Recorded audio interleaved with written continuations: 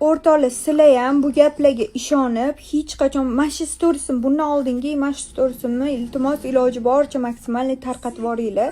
Men Monjaro olmaganman, Monjaro hech qayerda olmaganman. Qildirmagan u narsani. Men Monjarodan ozmaganman. Men чистый NL ichganman, dietani zo'r ushlab ozganman.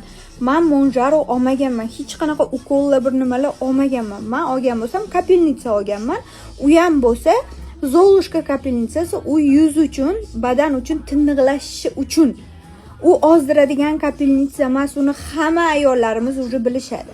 Lekin hech qanaqa kindikka oldidan Monjaro olib ozmaganman. Menga chunki yaqin opam rakoviy kletkalarni uyg'otib yuboradi Parizoda. Hech qachon olib yurmagin bu narsani degani uchun даже yaqinlashmaganman ham, xayolimga ham keltirmaganman.